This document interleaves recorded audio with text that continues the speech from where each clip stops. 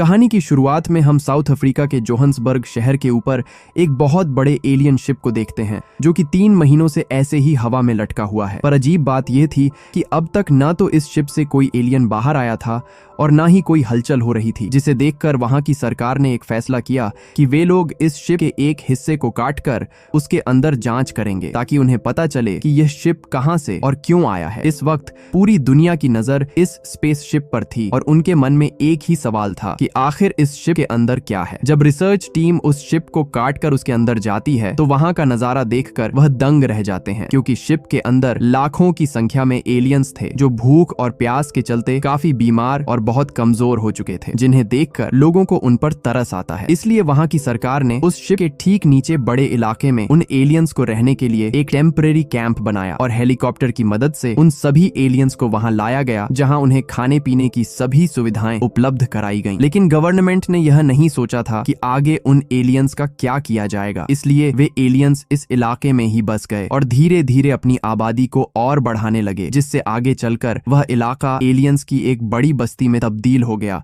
और उसे डिस्ट्रिक्ट 9 के नाम से जाना जाने लगा। कई वैज्ञानिकों का मानना था कि अब ये एलियंस कभी भी अपने घर वापस नहीं जा पाएंगे, क्योंकि उनके शिप की कोई चिप खराब हो गई है और उसे ठीक करना इंसान के बस की बात नहीं है। लेकिन वहीं कुछ रिसर्च एनालिस्ट्स का मानना था कि धरती पर कब्जा करने की यह एलियंस की कोई चाल भी हो सकती है, क्योंकि शुरुआत में उन्होंने एलियन स्पेसशिप के एक बड़े हिस्से को नीचे गिरते हुए देखा था, जो शायद शिप का कमांड सेंटर था जहां से शिप को कंट्रोल किया जा सकता है। लेकिन नीचे आने के बाद वह कमांड सेंटर कहां गायब हो गया किसी को पता नहीं चला और आज तक वहां की सरकार उसे ढूंढ नहीं पाई। साथ ही सरकार को एलियंस के पास से कई हथियार भी मिले थे जिसे वे अपने प्लेनेट से लेकर आए थे। ऐसे ही धरती पर उन एलियंस को 20 साल बीत जाते हैं और अब धीरे धीरे इन एलियंस का आतंक धरती पर बढ़ना शुरू हो जाता है और वे लोगों को परेशान करने लगते हैं। खाने की तलाश में वे शहरों में भी घुस जाते थे और इंसानों का फैलाया कचरा, जूते और यहाँ तक कि गाड़ियों के टायर भी खा जाते थे। साथ ही वे एलियंस लोगों के पैसे और मोबाइल फोन्स जैसी चीजें भी चुरा लेते थे, जिसके कारण वे इंसानों के लिए एक सिरदर्द बन चुके थे। और 20 सालों तक उन्हें झेलने के बाद लोग सरकार से एलियंस को शहर से दूर भगाने की मांग करते हैं, जिसके बाद वहां की सरकार उन एलियंस को शहर से दूर किसी दूसरी जगह शिफ्ट करने का फैसला करती है और इस मिशन की जिम्मेदारी MNU कंपनी को सौंपती है, जो हथियार बनाने वाली दुनिया की सबसे बड़ी कंपनी थी। इसके बाद MNU की टीम एलियंस के लिए शहर से दूर एक नया कैंप तैयार करती है ताकि वहां उन एलियंस को रख सके। लेकिन इतने सारे एलियंस को वहां शिफ्ट करना एक बहुत बड़ी चुनौती थी, इसीलिए MNU का चीफ इस मिशन को पूरा करने का कमांड ब्रायन नाम के एक ऑफिसर को देता है। ब्रायन MNU में एलियन अफेयर्स के तौर पर काम करता था, जिसमें उनकी टीम एलियंस से संपर्क करके उनसे बातचीत किया करती थी, इसलिए ब्रायन को एलियंस की भाषा भी अच्छी तरह से समझ आती थी। ब्रायन उसी वक्त हाई सिक्योरिटी फोर्स के साथ डिस्ट्रिक्ट 9 इलाके में पहुंचता है, क्योंकि वहां उसे एलियंस को नोटिस भेजना था कि वे लोग उन्हें यहां से दूसरी जगह शिफ्ट कर रहे हैं, जिसके लिए उसे एलियंस के दस्तखत चाहिए थे। ब्रायन सिक्योरिटी फोर्सेस के साथ जब गाड़ी से बाहर निकलता है तो उन्हें देखते ही सारे एलियंस में भगदड़ मच जाती है और वे सभी अपनी अपनी झोपड़ियों में जाकर छुप जाते हैं। इसी दौरान एक एलियन सिक्योरिटी फोर्स की गाड़ी के टायर को खाने लगता है और जब एक सोल्जर उसे रोकने की कोशिश करता है तो वह एलियन उसे जोर से लात मारता है, जिससे उस सोल्जर का हाथ धड़ से अलग हो जाता है। ब्रायन फिर भी शांत रहता है, क्योंकि उसे इन एलियंस के आक्रामक स्वभाव के बारे में अच्छी तरह से पता होता है। जिसके बाद ब्रायन एलियन के पास दस्तखत लेने जाता है, लेकिन वे एलियंस यहां से नहीं जाना चाहते, इसलिए वे ब्रायन पर गुस्सा हो जाते हैं। मगर फिर भी ब्रायन उन्हें कैट फूड का लालच देकर कुछ एलियंस से दस्तखत करवा लेता है, क्योंकि उन एलियंस को कैट फूड काफी पसंद होता है। वहीं डिस्ट्रिक्ट 9 में गवर्नमेंट ज्यादा दखल नहीं देती है, इसलिए वहां गुंडागर्दी और गैर कानूनी काम ज्यादा होते हैं। जहां डैमन नाम का एक खतरनाक नाइजीरियन अपराधी वहां अपनी गैंग के साथ मिलकर पैसे और कुछ कीमती चीजों के बदले एलियंस को मीट और बाकी खाने की चीजें बेचा करता था। इसी वजह से ये एलियंस लोगों से पैसे और उनकी कीमती चीजों को छीन लेते थे ताकि उनसे वे खाना खरीद सकें। इन एलियंस को कैट फूड इतना पसंद था कि उसके बदले वे डैमन को अपने हथियार भी दे देते थे, लेकिन ये हथियार इतने एडवांस तरीके से बनाए गए थे कि उन्हें एलियंस के अलावा कोई नहीं चला सकता था और ऐसे हथियार सरकार के पास भी होते थे जो उन्होंने एलियंस से बरामद किए थे। MNU दुनिया की सबसे बड़ी हथियार बनाने वाली कंपनी थी जो इन हथियारों का इस्तेमाल करना चाहती है, इसलिए वे इन एलियंस के हथियारों पर रिसर्च कर रहे होते हैं। वहीं ब्रायन जब एक एलियन की झोपड़ी को खोलता है तो उसके अंदर ढेर सारे एलियंस के अंडे होते हैं, जहां उन्होंने जानवरों के गोश्त को भी लटका रखा होता है जो पाइप के जरिए उन अंडों से जुड़े होते हैं, ताकि उन गोश्त से एलियंस के बच्चों को न्यूट्रिशन मिलता रहे। मगर एलियंस को यहाँ बच्चे पैदा करना गैर कानूनी होता है, इसलिए Brian alien population control team को बुलाकर उन अंडों में आग लगवा देता है। दूसरी तरफ हम जैक नाम के एक एलियन को देखते हैं जो अपने एक छोटे बच्चे और अपनी पत्नी के साथ मिलकर इलेक्ट्रॉनिक के कचरे के ढेर में कुछ ढूंढ रहे होते हैं। तभी वह छोटा बच्चा एक मशीन का गोल पार्ट ढूंढ लेता है और अपने डैड को देता है। उस पार्ट को देखकर उसके डैड काफी खुश हो जाते हैं। इसके बाद ये सब अपनी झोपड़ी में आते हैं जहां पर इन्होंने एक लैब बना रखी होती है और वे वहां पर कुछ आविष्कार कर रहे होते हैं। जैक उस पार्ट को खोलता है जिसके अंदर से कुछ लिक्विड निकलता है जो पाइप के थ्रू उनकी बनाई हुई मशीन में जाता है, जिसमें से एक और बूंद निकलकर एक छोटे से डिवाइस के चैम्बर में गिरती है और उसमें लाइट जल जाती है। जैक अपनी पत्नी से कहता है कि मुझे 20 साल लग गए इसे बनाने में। वे लोग उस ब्लैक लिक्विड की मदद से अपने किसी बड़े मकसद को अंजाम देने की फिराक में थे। मगर तभी ब्रायन अपनी टीम के साथ वहां पहुंच जाता है, जिससे जैक बहुत ज्यादा घबरा जाता है। वह ब्लैक फ्लूइड से भरे उस डिवाइस को उसी झोपड़ी में छुपा देता है और अपनी पत्नी को दरवाजा खोलने के लिए भेजता है। जब जैक की पत्नी दरवाजा खोलती है तो ब्रायन उसे बाहर आने के लिए कहता है, मगर जैक की पत्नी ब्रायन और उसकी टीम को वहां से जाने के लिए कहती है, जिससे ब्रायन को उस पर शक होने लगता है। एमएनयू की टीम बंदूक के बल पर जैक की पत्नी को घर से बाहर निकालती है, जिसके बाद ब्रायन उस झोपड़ी की तलाशी लेने लगता है। इसी दौरान उसे वह लैब दिखाई देती है, जिसे देखकर ब्रायन हैरान रह जाता है और उस लैब की अच्छे से छानबीन करने लगा है। तभी एक बक्से में उसे वह ब्लैक फ्लूइड से भरा हुआ वह डिवाइस भी मिल जाता है और जब वह उसे चेक कर रहा होता है तभी उस डिवाइस का बटन गलती से दब जाता है, जिससे वह लिक्विड सीधा स्प्रे होकर ब्रायन के चेहरे पर गिरता है, जिसके बाद उसे तेज खांसी होने लगती है। ब्रायन तुरंत अपने चेहरे को साफ करता है, तब उसे थोड़ी राहत मिलती है। वह उस डिवाइस को जब्त करके एमएनयू की लैब में भिजवा देता है। साथ ही उसे उस झोपड़ी में ढेर सारे हथियार भी मिलते हैं। ब्रायन बाहर जाकर जैक की पत्नी से इतने सारे हथियार रखने की वजह पूछता है, लेकिन तभी जैक की पत्नी ब्रायन की टीम पर हमला कर देती है और जब ब्रायन उसे रोकने की कोशिश करता है तो वह ब्रायन के हाथ पर जोरदार वार करके उसे दूर फेंक देती है। तभी हेलीकॉप्टर से नजर रख रही सिक्योरिटी टीम जैक की पत्नी को शूट करके मार देती है। इस हादसे में ब्रायन का हाथ बुरी तरह जख्मी हो जाता है, जिसके बाद वह अपने हाथ पर मरहम पट्टी करवा लेता है। अब अगले दिन जब ब्रायन अपने ऑफिस में होता है तो उसकी एक उंगली का नाखून निकल जाता है। यह देखकर वह काफी घबरा जाता है और तुरंत वॉशरूम में चला जाता है, मगर तभी वहां पर उसका एक और नाखून निकल जाता है। उसे कुछ समझ नहीं आता कि उसके साथ क्या हो रहा है और वह काफी डर जाता है। इसके बाद जब वह रात को अपने घर जाता है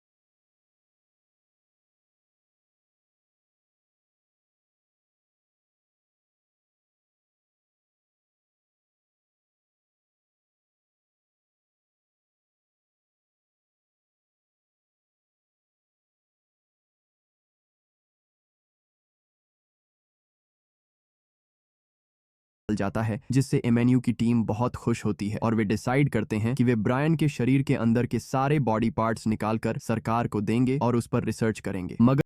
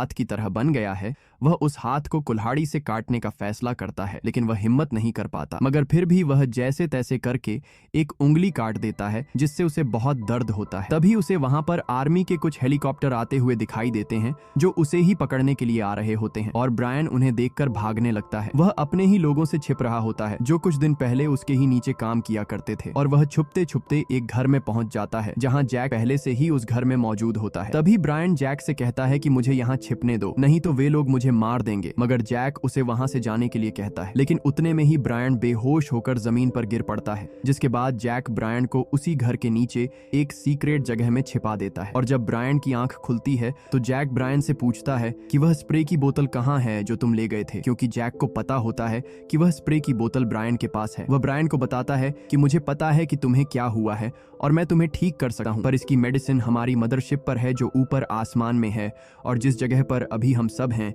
यह एक तरह का फ्लाइंग ऑब्जेक्ट है, जिससे हम ऊपर स्पेसशिप पर जा सकते हैं, पर इसे चलाने के लिए उन्हें उस स्प्रे की बोतल चाहिए। दरअसल यह वही कमांड सेंटर होता है जो शुरुआत में उस मदरशिप से अलग होकर जमीन पर गायब हो गया था। ब्रायन उसे कहता है कि वह स्प्रे की बोतल मेरे पास नहीं है, हम उसे दोबारा बना लेंगे। तब जैक बताता है कि उसे बनाने में हमें 20 साल लगे थे और उसे दोबारा नहीं बनाया जा सकता है। ब्रायन जानता है कि वह स्प्रे की बोतल इस समय एमेन्यू की बिल्डिंग में छुपा कर रखी गई है और वहां जाने का मतलब मौत है, इसलिए ब्रायन मना कर देता है कि मुझे नहीं पता कि वह बोतल कहाँ है। मगर जैक उसे बताता है कि तुम्हारे पास ज्यादा वक्त नहीं है, क्योंकि अगर तुम पूरी तरह से एलियन बन गए तो तुम कभी ठीक नहीं हो पाओगे। यह सुनते ही ब्रायन उस स्प्रे की बोतल लाने के लिए मान जाता है, लेकिन वहां पर बिना हथियारों के जाना असंभव था और इन एलियन के पास कोई भी हथियार नहीं होते, क्योंकि इनके सारे हथियार सरकार ने जब्त कर लिए होते हैं। लेकिन अभी भी एक जगह पर इन्हें एलियंस के हथियार मिल सकते हैं और वह है डैमन के पास। ब्रायन तुरंत डैमन के अड्डे पर जाता है और वह उनसे हथियार की डिमांड करता है, लेकिन वे ब्रायन को पहचान लेते हैं कि यह वही इंसान है जो आधा एलियन है, क्योंकि यह बात पूरे देश में फैल गई होती है कि ब्रायन ने एलियन के साथ शारीरिक संबंध बनाए थे, इसलिए वह एलियन बनता जा रहा है। डैमन को लगता था कि अगर वह ब्रायन का एलियन वाला हाथ खाएगा तो उसके अंदर भी एलियन की शक्ति आ जाएगी और वह भी एलियंस के हथियार चला पाएगा, इसलिए वह अपने साथियों को ब्रायन का एलियन वाला हाथ काटने का ऑर्डर देता है। लेकिन तभी ब्रायन के हाथ उन एलियंस का हथियार लग जाता है, जिसके बाद ब्रायन डैमन के कई आदमियों को मार देता है और उनके सारे हथियार लेकर वहां से निकल जाता है। इसके बाद ब्रायन और जैक दोनों एमएनयू के हेडक्वार्टर पहुंचते हैं, जहां एलियंस के हथियारों की मदद से वहां धमाका करके कई सिक्योरिटी फोर्स को मार देते हैं और लैब के अंदर घुस जाते हैं, जहां कई सारे कटे हुए एलियंस को रखा गया था, और वे दोनों वहां पर स्प्रे ढूंढने लगते हैं, जहां से उन्हें वह स्प्रे की बोतल मिल जाती है और वे दोनों उस बोतल को लेकर वहां से निकल जाते हैं। पर अब भी इन दोनों को पकड़ने के लिए एमएनयू की पूरी फोर्स इनका पीछा कर रही होती है। इसके बाद ब्रायन और जैक दोनों वापस उसी घर में पहुंच जाते हैं जहां जमीन के नीचे उनका फ्लाइंग ऑब्जेक्ट होता है, और जिसके बाद ब्रायन जैक से पूछता है कि जब हम मदरशिप पर पहुंच जाएंगे तो मेरा हाथ ठीक होने में कितना वक्त लगेगा। तब जैक उसे बताता है कि 3 साल। ये सुनते ही ब्रायन परेशान हो जाता है और जैक से पूछता है कि इतना समय क्यों लगेगा। तब वह उसे बताता है कि पहले मुझे अपने लोगों को बचाना होगा, क्योंकि मैं अपने लोगों को साइंस का एक्सपेरिमेंट नहीं बनने दूंगा। दरअसल जिस लैब से ये लोग वह फ्लूइड की बोतल लेकर आए होते हैं, वहां पर जैक ने अपने साथियों की कटी हुई बॉडी को देखा होता है, जिस पर एमएनयू के लोग रिसर्च कर रहे होते हैं। इसीलिए जैक ब्रायन से कहता है कि हमें जल्दी अपने घर वापस जाना होगा, नहीं तो ये लोग हमारे सभी साथियों को मार देंगे। तब ब्रायन कहता है कि तुम मेरा क्या होगा, जिस पर जैक बताता है कि मैं वादा करता हूँ कि 3 साल बाद मैं वापस आऊंगा और तुम्हें ठीक कर दूंगा। ये सुनते ही ब्रायन गुस्सा हो जाता है और बंदूक से जैक के सर पर वार करके उसे बेहोश कर देता है। इसके बाद ब्रायन उस लिक्विड की बोतल को लेकर बेसमेंट में जाता है, जहां पर फ्लाइंग ऑब्जेक्ट होता है। वहां जैक का बेटा भी मौजूद था और उसे भी इस पूरे प्रोजेक्ट की पूरी नॉलेज होती है। इधर एमएनयू की टीम भी वहां पर पहुंच जाती है। वहीं जैक भी अब तक होश में आ चुका होता है। एमएनयू की टीम जैक को धमकाते हुए ब्रायन के बारे में पूछती है। इस पर जैक उसे नीचे कमांड मॉड्यूल की ओर इशारा करता है, जिसके बाद एमएनयू का कर्नल उस मॉड्यूल को खोलने की कोशिश करता है, लेकिन उससे वह नहीं खुलता। जिसके बाद कर्नल ने जैक को धमकाते हुए उस मॉड्यूल को खोलने को कहा, लेकिन जैक उसे नहीं खोलता, क्योंकि उसने अगर उस मॉड्यूल को खोला तो एमएनयू की टीम उसके बेटे को भी पकड़ लेगी। वहीं नीचे ब्रायन उस लिक्विड की बोतल को